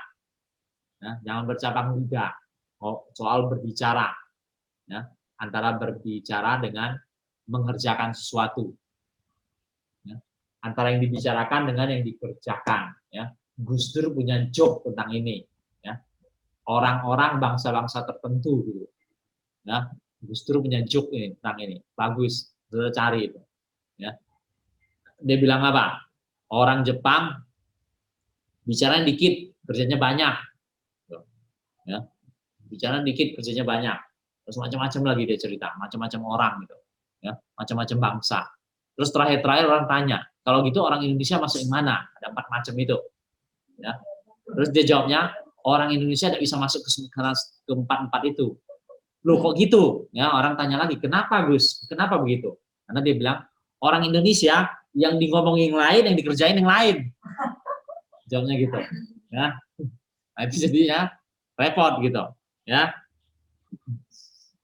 Itu joke yang bagus banget ya dari seorang Abdurrahman Wahid. Jangan bercabang lidah ya. Jangan penggemar anggur ya, ini mirip dengan yang atas tadi ya, bukan peminum itu. Jangan penggemar anggur ya. Semua orang-orang sana yang minum anggur tadi kita katakan kan, di sini dibilang jangan penggemar anggur. Jangan serakah. Serakah ini bicara apa? Serakah bicara tentang apa? Apa? Bisa jabatan, apalagi? Ya. Bisa harta benda, uang, jabatan, benda-benda apapun ya. Ya. Serakah gitu. Ya. Serakah itu jadinya ya semua mau. Ya. Kalau serakah dalam hal makanan kita sebut apa? Ya. Ya. Kalau rakus itu bicara tentang apa? Makanan. Terus bicara tentang apa? Tidak proporsional. Ya. Tidak proporsional gitu loh. Makanya berlebih-lebihan. Ya, makanya berlebih-lebihan. Hati-hati. Ya, hati-hati. Ya semua orang, setiap orang pasti ada, kita ada makanan kegemaran kita ya. Semua orang, setiap orang ada makanan kegemaran kita, tapi hati-hati kita ya. Banyak, kalau saya cukup banyak yang saya suka, cukup banyak karena saya tidak terlalu milih-milih makanan, jadi cukup banyak yang suka ya, cukup banyak yang saya bisa suka. Durian pasti suka, sebagian besar orang juga suka gitu loh ya. Yang lain-lain juga banyak suka saya, apa kayak rambutan, apa duku begitu, manggis begitu ya, macam-macam gitu ya. Nah, termasuk makanan berat gitu, banyak juga yang suka. Nasi Padang juga suka. Ya. Gado-gado saya juga suka. Ya. Apa? Pecel juga suka. Ya. Nasi uduk, nasi kuning juga suka. Ya. Nasi uduk, nasi kuning itu yang paling murah, ya, yang paling murah tepat. Kalau waktu kecil sih nasi kuningnya jarang, nasi uduk banyak kalau di Jambi. Nasi kuning ada tapi sedikit. Nasi uduk yang paling murah itu cuma pakai sambal doang. Ya. Jadi kalau sudah uang kita terbatas, beli nasi uduk yang paling murah pakai sambal doang dan bisa makan. Ya. Terus sudah ada sambal kan, sudah ada nasinya. Dan nasinya kan sudah pakai kelapa, ada santan kelapa. Kan enggak enak. Jadi kalau ada tambah timun ya lebih enak. Tambah tempe dikit mungkin lebih enak. Tambah telur potong-potong kecil mungkin lebih enak. Ada lagi mungkin nasi uduk tambah lagi daging sapi, tambah telur rebus dan lain-lain macam-macam gitu kan. Ya. Tapi nasi uduk yang paling murah itu pakai sambal doang. Nah, dan itu sudah orang bisa makan. Ya. Yang paling susah itu begitu. Ya. Kalau di China paling susah itu kalau paling susah ya, makanan paling murah bisa beli itu beli nasi putih dengan kuah doang. Gitu ya, karena di China itu kuah itu gratis ya. Dan kuah sana ya bisa dalam arti tertentu bisa dibandingkan sedikit dengan sambal. Ya. Kalau sambal kan pedas, asin, manis, campur yang lain-lain, mungkin tambah bawang putih, bawang merah dan lain-lain, kan jadi enak gitu kan. Kalau kuah di China macam-macam, potongan sayur kecil-kecil, daging halus-halus sedikit, atau tulang-tulang gitu, atau lagi tambah misalnya telur dikit doang, karena kuah itu standar makanan sana kan. Jadi makanan dimanapun nanti terakhirnya ada kuah. Ya. Jadi orang kalau sampai tidak ada uang, katakan misalnya ada mahasiswa yang melarat banget, minimal dia hanya keluar uang untuk beli nasi doang, terus ambil aja kuah. Kuahnya ambil sendiri kan, nggak perlu pakai beli. Kuah di kantin sana besar-besar itu, kuahnya taruh di belakang, pakai semacam setengah drum gede-gede itu, cedok sendiri. Semua orang begitu. Ya. Nah, di Indonesia kalau menurut saya nasi itu yang paling murah, pakai sambal doang. Ya. Itu pun nggak enak. Ya. Gado-gado, pecel juga enak. Mie ayam juga enak. Ya. Banyak gitu. Ya. Tapi kita makannya harus wajar-wajar aja. Ya. Wajar-wajar aja gitu loh. Ya. Yang waktu yang Saint Libar datang, udah salah 1-2 hari berikutnya waktu itu ada mie kan gitu kan. Mie pangsit, kira-kira seperti mie pangsit gitu, bakmi gitu. Itu menurut saya salah satu mie yang cukup enak yang di Jakarta yang saya pernah temu, ya. Karena itu cukup komplit saya lihat. Variasi campurannya. Waktu itu saya dengan istri bilang, nanti kita tanya aja Sentri itu mie-nya pesan yang di model mana punya. Ya. Karena mie begitu jenisnya banyak, tapi yang itu cukup komplit. Hah? Apa? Mie-nya apa? Kerendang. Ya. Namanya apa? Tokonya atau mereknya atau apa? Ya. Ya. Oh, dari sana banyak banget. Ya. Kalau mie seperti itu di Jambi, kurang lebih juga seperti itu. Tapi yang paling lengkap itu kuahnya. Kuahnya mangkoknya bukan mangkok kecil, mangkok gede. Ya. Kuahnya di mana? Waktu itu ada kuah atau enggak? Ada kuah itu kan aku kan yang ngatur itu ada kuah. Hah? Iya udah nggak ada. Kuahnya diapain jadinya? Kuahnya banyak. Iya. Tapi kuahnya itu Pak, aku itu ada kayak daun-daun, ya, daun bawang misalnya. Ya. Yang Jakarta emang gitu, ya kuahnya nambahan aja, karena dia sudah lengkap di mie-nya itu. Kalau Jambi punya kuahnya itu penuh dengan macam-macam, ya. Yang bakso ikan, terus bakso ikan yang potong-potong yang selembar-selembar namanya hipien itu. Terus lagi kadang tambah lagi daging, sayur, macam-macam gitu. Ya di kuahnya yang banyak. Ya. Nah macam-macam makanan gitu yang kita enak, hati-hati kita. Ya. Enak dengan satu makanan yang kita suka, hati-hati. Karena bisa berakibat makannya jadi berlebihan. Makanya berlebihan jadi tidak sehat. Macam-macam makanan ya yang saya suka, di macam-macam makanan yang saya suka. Biasanya kalau makan dikit udah kenyang ya sudah. Hanya nasi padang saya bisa makan agak banyak. Hanya nasi padang. Makanan Chinese food ada yang saya suka banget, tapi kalau sudah makan seporsi gitu, kenyang dah. Gado-gado pecel juga gitu, bumbunya enak banget, makan seporsi yang cukup ya sudah kenyang. Tapi nasi padang saya bisa nambah-nambah. Heran nasi padang.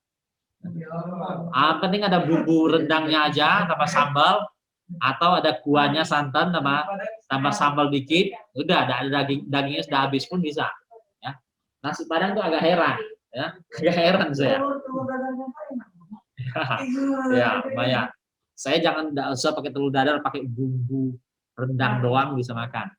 Ya, bumbu rendang doang, pakai nasi putihnya, pakai sayur hijau aja deh. Apa kayak, ya. Perkedel saya sendiri tidak terlalu suka, ya. Perkedel menurut saya kentangnya dihancurin jadi walaupun dia kasih daging ya, perkedel kan juga dikasih daging namanya kan. Malah saya tidak terlalu suka. Itu Pak umpah. Kalau rendang itu 40. Tapi minum putra yang satu bungkus sampai 40.000 ya. Wih, ngeri juga ya. Ngeri juga. Ya. Ngeri juga. Kamu tahu? Papa saya Chinese food banyak dia suka. Tapi nasi padang termasuk yang sangat favorit. Nasi padang dia bisa pilih nasi padang yang ini tidak enak, ini tidak enak, ini enak, ini enak, ini tidak enak. Nasi padang yang salah satu yang dia enak itu di Jambi paling cuma 10.000, 12.000. sudah yang enak loh, betul-betul. Dan di tokonya itu ramenya minta ampun. Masa corona ini ada satu nasi padang dekat rumah kami itu, adik saya cerita, digebrak oleh polisi karena rame banget orang. Nggak bisa protokol kesehatan kan. Begitu tengah hari jam makan rame terus. Datang polisi, denda 5 juta. Ya. Nggak salah awalnya tersalah cuma 3 juta kali. Berapa hari kemudian masih tetap rame, datang lagi polisi 5 juta. Keluar dia. Bayar dia 5 juta. Untungnya banyak kan ya. Berikutnya lagi datang lagi polisi denda 10 juta dan diperintahkan tutup gitu. Karena corona ini. Karena dia sudah dianggap berkali-kali membangkang gitu. Ya. Nah, nasi padang laku banget. Ya. Enak banget dan harganya murah lagi. Ya, saya percaya sih Kalimantan dengan Sulawesi mesti mahal. Ya, kalau Sumatera kan dekat, orang Padangnya banyak. Gitu. Nah, Tapi ada juga yang nasi Padang itu di mana-mana beli. Kalau kamu beli bungkus bawa pulang pasti banyak. Tapi kalau kamu makan di tempat pasti sedikit. Nambah lagi nanti nasinya kan. Tapi Pak, kalau dibungkus pakai yang warna kayak nasi kuning itu Ya. banyak. Tapi kalau yang udah kayak mewah itu hanya pergi kayak KFC gitu. Ya. Karena kami sering pesan kantor di situ. Makanya mending beli bungkus bawa pulang. Isinya banyak. Kalau makan di tempat nasinya dikit. Nanti kan diantar lagi, makanya keluar lagi kan nasi putihnya lagi. Bayar lagi, ya. Tapi terus terang dari semua makanan itu, saya bilang di barang saya bisa makannya banyak. Yang lain-lain makan dikit, yang saya suka banget pun ya sudah makan cukup kenyang ya sudah, enak gitu. Ya, enak gitu. Ya. Termasuk misalnya mie-nya itu termasuk cukup enak menurut saya. Tapi satu bungkus saya sudah cukup. Nambah lagi jadi kurang enak. Ya, jadi kurang enak. Tapi kalau nasi padang enggak loh. Heran saya. Ya, nasi padang enggak. Ada orang bilang karena dia tambah sedikit ganja. Bumbu nasi padang itu, ya kesedapannya buatnya di situ, kesedapannya nasi padang. Ya. Tapi dalam hal seperti itu masih yang diperbolehkan, ya karena sebagai bumbu, ya bukan ganja menjadi candu. Dalam arti tertentu kadang-kadang ada orang makan nasi padang dalam tanda petik bisa jadi candu gitu kan. Tapi kebanyakan sih tidak lah, ya kebanyakan sih tidak. Jadi dalam hal di sini jangan serakah. Ya, bukan penggemar anggur jangan serakah. Melainkan orang yang memelihara rahasia iman dalam hati nurani yang suci. Apa maksudnya? Memelihara iman dalam hati nurani yang suci. Iman kepercayaannya harus dipegang baik-baik, dijaga. Tadi juga kalau di atas itu katakan bahkan di-share-kan. Ya. Mereka juga harus diuji dahulu baru ditetapkan dalam pelayanan itu setelah ternyata mereka tak bercacat. Jadi kurang lebih dengan di atas ya, tak bercacat. Kalau tak bercacat itu berarti lewatin ujian dulu, lewatin pengujian. Pengujian ya dalam hidup sehari-hari, dalam pergaulan sehari-hari atau dalam kehidupan dalam gereja. Ya. 11. Demikian pula istri-istri hendaklah orang terhormat, jangan berfitnah, hendaklah dapat menahan diri, dapat dipercaya dalam segala hal. Ayat 11 ini bicara siapanya? Istrinya di sini ya.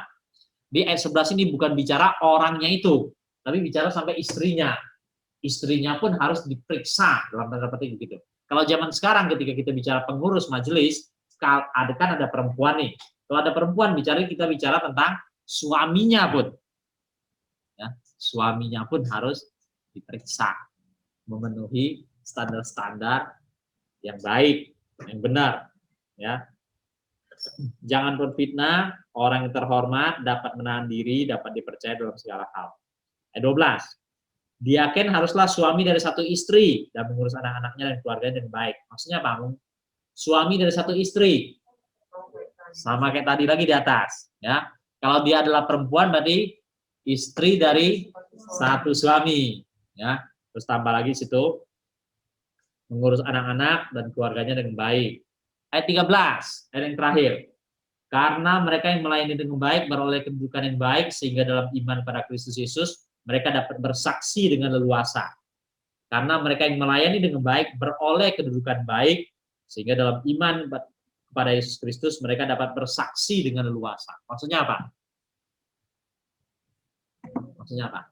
Tentunya kalau mereka semua perbuatannya baik, terus mengikuti persyaratan di sini, mereka Ya. melayani atau mau bersaksi itu tidak ada kendala, Pak. Misalnya, kadang kalau orang buka dua, tidak. Itu kan kalau mau bersaksi kan mereka kayak ada terbebani gitu. Ya.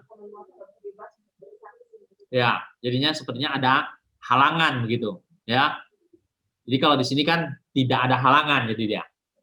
Jadi karena dia baik dirinya sendiri dalam hidup benar, keluarganya juga hidup benar, dia bergaul dengan orang gereja juga benar, orang luar di luar gereja juga benar. Jadi dia tidak ada halangan lagi. Di mana-manapun dia pergi, dalam tanda petik dia bisa menjadi terang, menjadi garam. Ya, tidak ada halangan lagi apa-apa. Ya, tidak ada lagi yang bisa menjadi bahan omongan atau celaan orang. Gitu, kira-kira gitu. Oke. Nah, sampai di sini saya ajak saudara melihat kalau di atas tadi adalah bicara tentang penilik jemaat. Kalau yang bawah tadi bicara tentang diaken, ya. Penilik jemaat, ya. Episkopos, ya. Penilik jemaat episkopos. Terus kalau diaken itu diakonos. Ya. Terus ada istilah lain lagi nanti dalam perjanjian baru juga. Dalam kitab Titus di situ nanti muncul misalnya ada namanya presbuteros. Ya. Jadi mana dalam presbuteros itu sering diterjemahkan sebagai penatua. Ya, elder, tua-tua, penatua. Nah, saudara perlu tahu yang episkopos, penilik jemaat ini, dengan presbuteros, penatua, itu sebenarnya sama. Ya, tapi dua istilah yang berbeda. Maksudnya itu sama. Ya, jadi penilik jemaat dengan penatua itu maksudnya sama. Sedangkan diaken itu berbeda dengan dia. Ya, berbeda dia. Diaken dengan sini berbeda. Saudara ingat baik-baik, waktu di Kisah Para Rasul pasal 6, ya. Di Kisah Rasul pasal 6, ketika orang percaya makin banyak, maka timbullah sungut-sungut tentang pembagian pada janda-janda dan anak yatim. Maka oleh para rasul diangkat para diaken. Dan di situ dikatakan untuk melayani meja.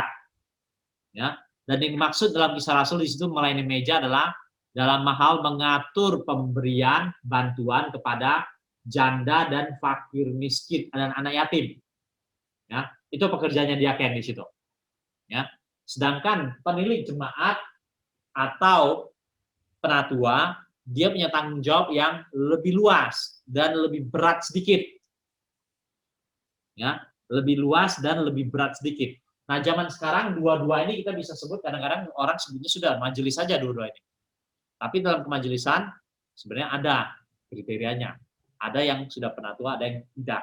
Nah, walaupun penatua yang zaman sekarang kadang-kadang juga ada di menjadi rancu. Ya.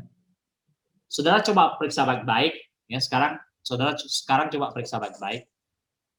Cepat-cepat periksa dua perikop ini. Bedanya di mana? Ada satu poin yang beda. Perikop yang di atas dengan di bawah itu ada satu poin yang beda. Ya.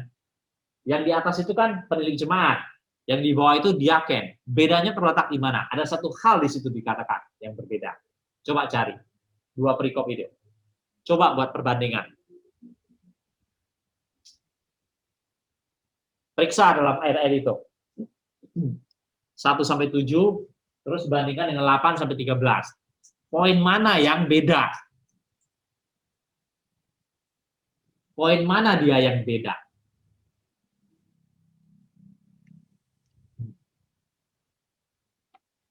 Banyak poin di pasal ayat 1 sampai 7 dibandingkan dengan 8 sampai 13. Ada di poin atau kriteria mana yang beda, atau syarat mana yang beda, atau kualifikasi mana yang beda.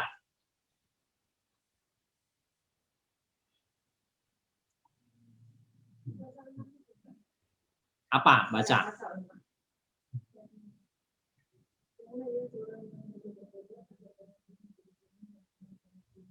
Oke, ya. Kalau seperti itu, kalau misalnya di ayat 6 seperti itu, Apakah kalau gitu yang di bawah tuh boleh? Di bawah kira-kira boleh dah? Di bawah memang tidak disebut toh. Kira-kira boleh dah? Tidak boleh ya. Jadi sebenarnya sama aja. Memang tidak muncul di bawah, tapi sama aja. Ya, cari lagi yang mana? Yang mana dia? Syarat bagi diaken dengan syarat bagi pendiri jemaat, bedanya itu di mana sih? Di mana letak perbedaan yang membedakan mereka berdua? Yaitu diaken dengan pendiri jemaat atau diaken dengan penatua. Cakap mengajar, Bokso. Cakap mengajar. Cakap mengajar muncul di mana? Di itu penilik jemaat. Pendiri jemaat. Ayat berapa? Ayat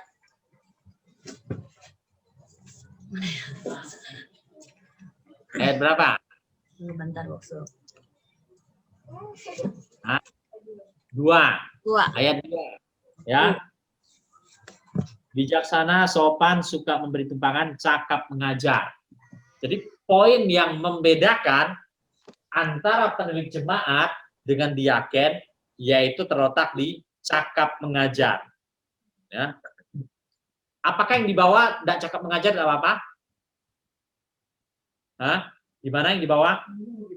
Kalau bisa ya lebih baik, Bokso. Kalau bisa lebih baik. Gimana maksudnya?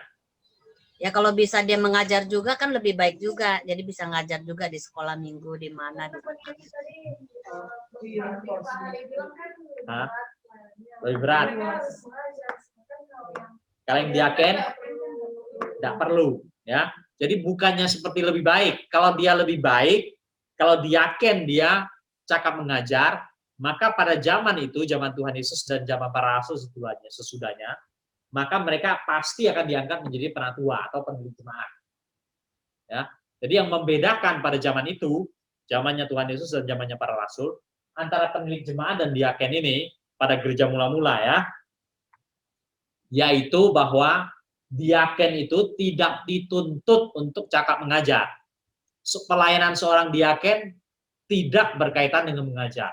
Maka disebut dalam Kisah Rasul itu adalah melayani meja. Ya, dikatakan gitu dalam Kisah Rasul pasal 6 itu. Mereka melayani meja supaya para rasul dapat mengkonsentrasikan diri dalam pelayanan doa. Dikatakan gitu. Ya, dan sebenarnya firman. Nah, makanya di dalam perikop yang pertama di atas, penilik jemaat ya atau penatua, di situ mensyaratkan harus cakap mengajar.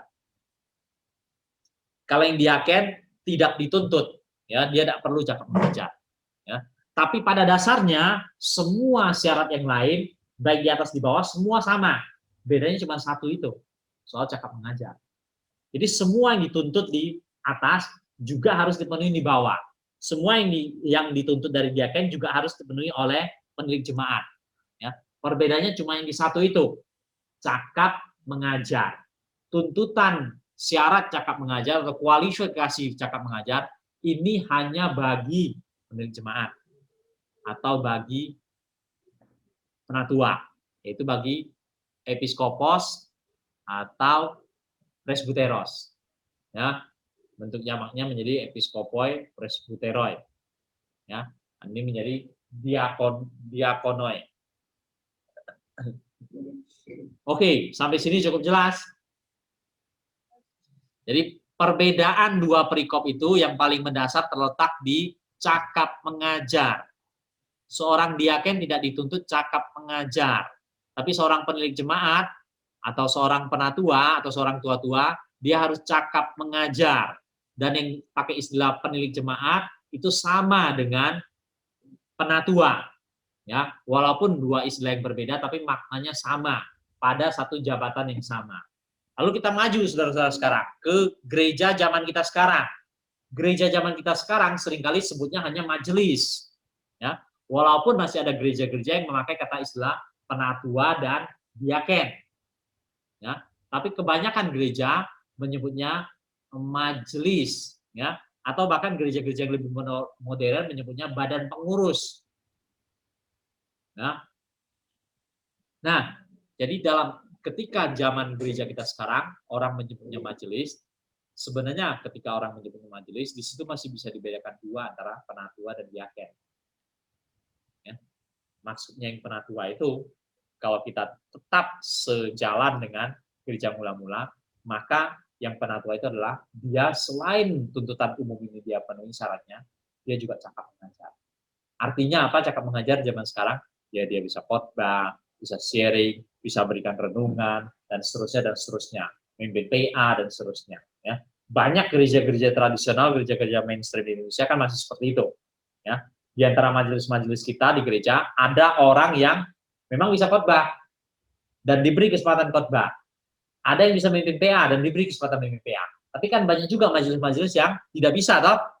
Dia ngurus orang lain, urus keuangan aja, atau urus uang masuk, atau urus uang keluar, atau urus PI, atau urus pegawai di gereja, atau urus peralatan dalam gereja dan lain-lain. Ya, nah itu membedakan diaken dengan penilik jemaat,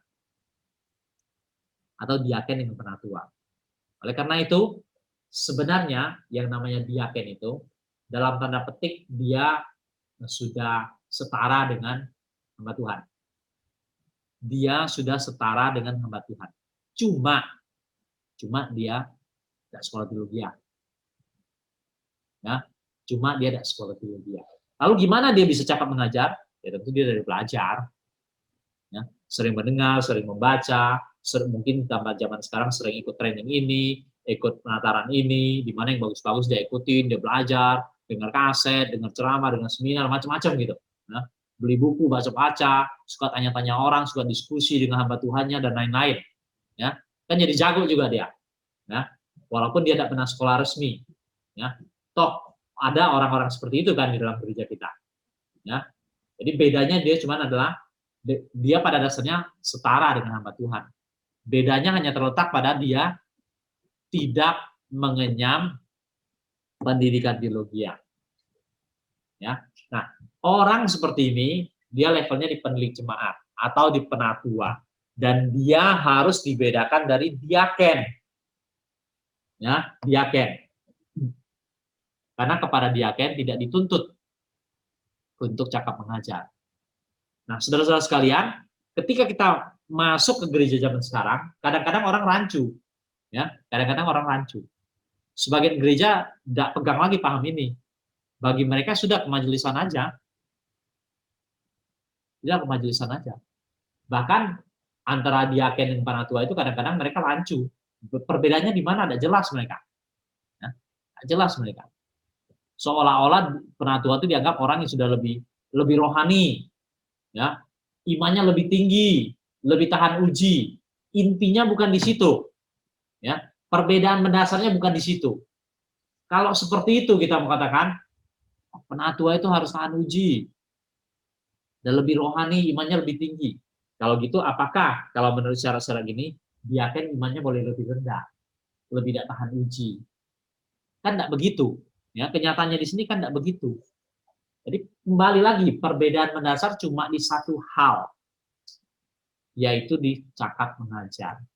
Diaken tidak dituntut cakap mengajar, tapi penatua atau penilik jemaat dituntut cakap mengajar, bisa mengajar orang dengan benar, ya, sesuai dengan kebenaran firman Tuhan. Kira-kira gitu.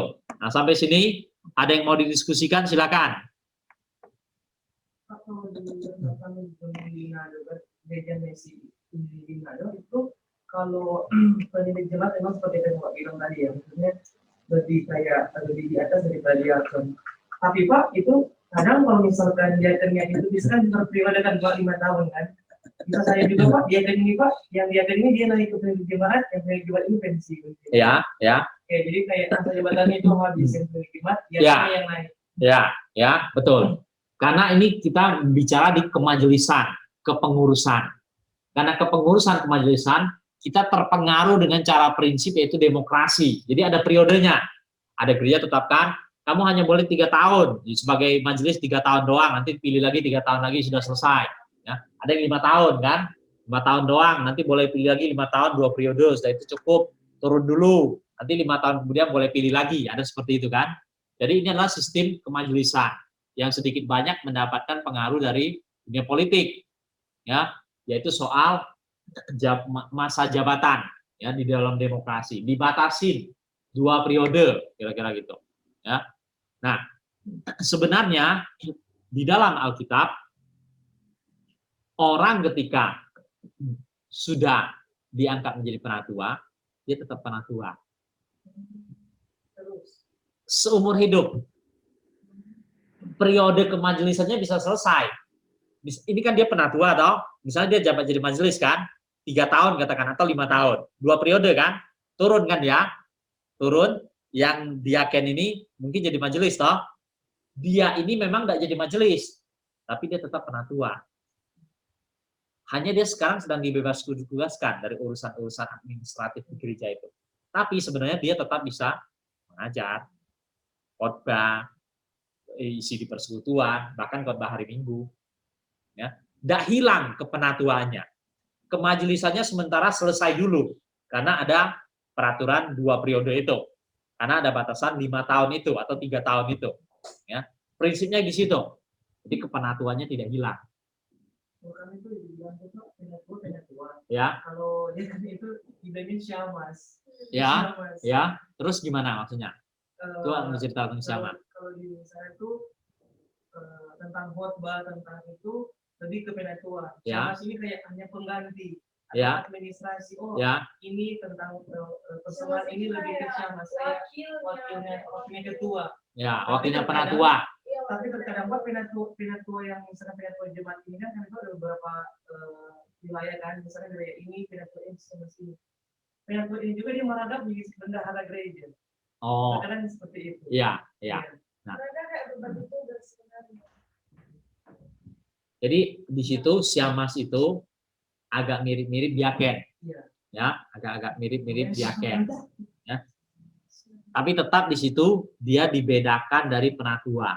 Ya, tapi sekali lagi prinsip yang paling utama perbedaannya terletak di cakap mengajar, bisa mengajar, mampu mengajar, ya, walaupun dia tidak mendapatkan pendidikan teologi. Oleh karena itu dalam kepengurusan di gereja-gereja tradisional dan mainstream, hamba Tuhan itu masuk dalam kemajelisan, ya, dan hamba Tuhan itu termasuk salah seorang penatua, ya, bahkan hamba Tuhan itu kan namanya seringkali kan gini namanya penatua khusus. Setelah itu baru dipendetakan. Ya, begitu kan? Sementara yang lain kan penatua gitu. Ya, istilahnya kan sebutannya penatua. Tapi hamba Tuhan itu ketika diproses, dia misalnya 3 tahun dulu cocok, lanjut jadi penatua khusus. Setelah itu misalnya 3 tahun lagi diangkat jadi pendeta. Tetap di sini dia adalah penatua. Salah seorang di antara penatua dalam gereja itu. Ya, jadi itu sistem yang masih sejalan dengan gereja mula-mula, ya, yaitu bahwa bukan hamba Tuhannya aja yang bisa khotbah, mengajar, penatua juga bisa khotbah dan mengajar, ya, harusnya begitu. Jadi sebenarnya orang di dalam kemajelisan walaupun sudah lama banget, usianya sudah tua banget, rohaninya baik banget, kalau ada cakap mengajar, dia tidak bisa diangkat jadi penatua. Ya, tidak bisa diangkat jadi penatua. Ya tidak apa-apa sebenarnya, ya kan? Tidak apa-apa. Dia tetap pelayanan dengan baik kok dan tetap mulia di mata Tuhan kok, walaupun dia tidak pernah diangkat jadi penatua. Toh pada akhir zaman nanti kita tidak pernah ditanya kan, kamu syamas bukan, penatua bukan, atau hamba Tuhan bukan, atau cuma biasa doang. Gitu. Kan tidak pernah gitu ukurannya kan? Bukan dari situ ukurannya. Ini hanya untuk kepentingan gereja, ya, kepentingan pelayanan bersama, ya, tetap mulia gitu loh. Dan semua persyaratan diaken harus juga penuhi oleh penatua. Semua persyaratan penatua juga kurang lebih sama dengan diaken. Bedanya cuma di satu itu, dalam hal cakap mengajar. Ya. Cukup jelas ya? Jangan salah lagi memahaminya. Ya. Pemimpin jemaat diaken atau penatua diaken. Ya. Ini episkopos, diakonos. Atau yang satu lagi presbuteros, diakonos. Ya, gitu. Presbuteros, ya, tua-tua, penatua. Jadi jangan salah lagi, jangan rancu lagi. Ya.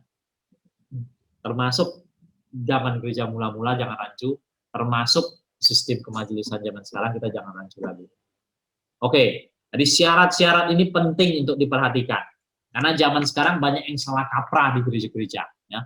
Orang diangkat jadi diaken, diangkat jadi penatua, atau orang diangkat jadi majelis, itu seringkali hanya dilihat, rajin dia sering datang gereja, sering ikut acara, ayo angkat aja. Terus dia cukup kaya, finansial dia kuat, dia bisa nih berikan banyak sumbangan, ayo diangkat jadi penatua, jadi diaken, gitu. Itu jadi majelis. Bukan itu syaratnya. Ya, syaratnya di sini tidak dikatakan harus kuat finansialnya. Nggak ada di sini ya. Nggak ada di sini. Syarat diaken maupun syarat penilik jemaat di sini tidak ada dikatakan harus kuat finansialnya. Ya. Karena kenyataan di gereja sekarang banyak penyimpangan, yaitu yang tidak kuat finansialnya. Dia tidak bakal diangkat menjadi penatua atau jadi diaken. Itu salah kaprah. Bukan itu tolak ukurnya. Ya. Diaken atau penatuanya bisa agak susah finansialnya. Tapi dia juga bisa menggerakkan umatnya, jemaatnya untuk memberi kepada Tuhan. Ya, tetap aja gereja itu bisa dicukupkan kebutuhan secara finansialnya oleh seluruh jemaat, oleh Tuhan sendiri. Ya. Jadi pemilihan diaken, pemilihan penilik jemaat, pemilihan penatua tidak boleh sama sekali mengambil kualifikasi dari kuat lemahnya finansial. Bukan itu ya persyaratannya. Oke, silakan kalau ada yang masih mau didiskusikan, baik yang di Zoom maupun di kelas. Bahan kita hari ini cukup sampai sini.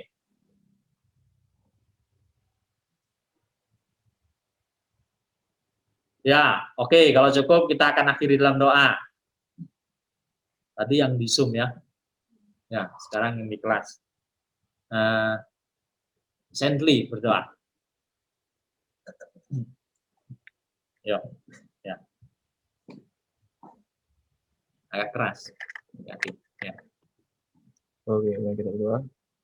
Bapak kami surga Tuhan, terima kasih atas penyertaan pada kami pada sore hari ini, di mana kami bisa berkumpul bersama di kelas ini tentang kitab 1 Timotius ini, di mana kami sedikit tahu tentang apa yang perlu diperlukan sebagai seorang penatua dan seorang diaken di gereja kami ya Tuhan. Yang persyaratan ini yang seharusnya kami ikuti dan bukan persyaratan duniawi yang sedang berlaku pada saat ini. Terima kasih Tuhan penyertaan-Mu. Dan juga Pak dosen kami Pak Ali dalam kehidupannya sehari-hari. Terima kasih Tuhan. Dalam nama Tuhan Yesus hamba-Mu berdoa. Amin. Amin. Oke, selamat